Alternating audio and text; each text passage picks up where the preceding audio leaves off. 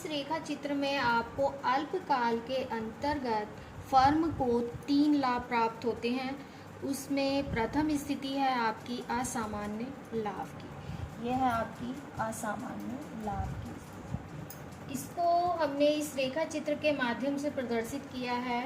ये आपका y अक्ष है, ये आपका o अक्ष है। इस पे उत्पादन, ये कीमत आपकी। ये आपकी AR रेखा, MR रेखा, सीमांत आय लिखा हुआ है। उसके बाद में ये है आपकी औसत लागत रेखा, ठीक है। ये है आपकी सीमांत लागत रेखा। जैसा कि शर्त से आपको पता ही चल रहा है कि सीमांत लागत रेखा औसत लागत से भी तेजी से गिरती है, तो ये तेजी से गिरती हुई दिखाई दे रही है। और ये जो आपको शेडेड एरिया दिखाई दे रहा है, ये आपको एक फर्म असामान्य लाभ यानी सुपर नॉर्मल प्रॉफिट प्राप्त कर रही है। कैसे प्राप्त कर रही है? ई आपका इस बिंदु पर यानी MR रेखा को MC रेखा, मार्जिनल कॉस्ट रेखा जिस बिंदु पे काटती है, वहीं पे फर्म का संतुलन होता है। तो ये ई पॉइंट आपका क्या हो गया है? संतुलित आपका हो गया है। इसके बाद आपका ये OP आपकी क्या हो गई है? कीमत हो गई है। OM आपकी क्या हो गई है? ये उत्पादन की मात्रा हो गई है। और आपका असामान्य लाभ का जो क्षेत्र है, असामान्य लाभ का क्षेत्र आपका क्या हो गया है? ये हमने लिख दिया है शॉर्ट में थोड़ा सा। असामान्य लाभ PE और RL, ये आपका RL क्षेत्र जो है, ये आपका असामान्य लाभ की स्थिति को प्रदर्शित कर रहा है। अगली आपकी आएगी सामान्य लाभ की स्थिति। सामान्य लाभ की स्थिति में आपको थोड़ा सा चेंज करना होगा।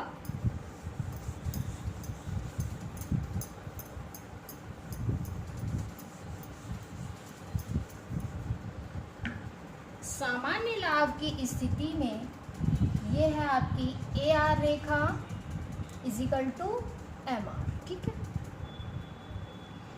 और इसमें AR रेखा MR रेखा को औसत आय रेखा, औसत आय रेखा आपकी क्या है?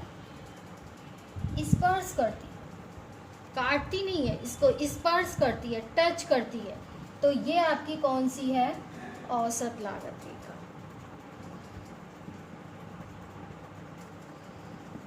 ये औसत लागत रेखा हो गई आपकी।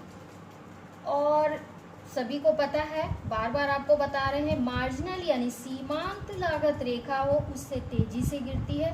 तो ये आपकी हो गई है सीमांत लागत रेखा।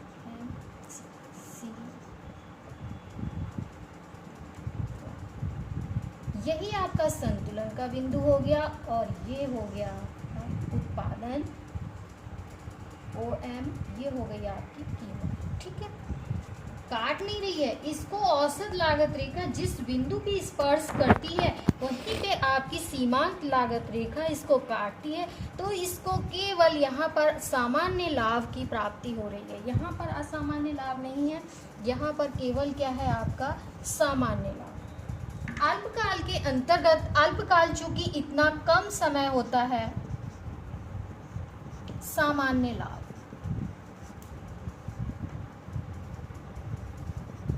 अब आपका सामान्य लाभ कितना हो जाएगा? PE और OM, ये आपका क्या हो गया है? सामान्य लाभ। और यही स्थिति अल्पकाल के अंतर्गत मैंने आपको बताया था 3 स्थितियां होती हैं। एक हानि की स्थिति भी आपकी आएगी, लेकिन सामान्य लाभ की स्थिति दीर्घकाल में भी पाई जाती है। वो दीर्घकाल में क्यों पाई जाती है? क्योंकि दीर्घकाल हमारे पास इतना पर्याप्त समय होता है कि उसमें हम अपनी पूर्ति को मांग के अनुसार समायोजित कर सकते हैं, घटा और बढ़ा सकते हैं। लेकिन अल्पकाल मेरे पास इतना समय नहीं होता है कि हम अपने उत्पादन को फर्में घटा सकें या बढ़ा सकें। एक निश्चित मात्रा में ही उत्पादन को घटाया और बढ़ाया जा सकता है, तो इतना समय नहीं होता है। इसलिए असामान्य लाभ प्राप्त होता है, सामान्य लाभ प्राप्त होता है और हानि की स्थिति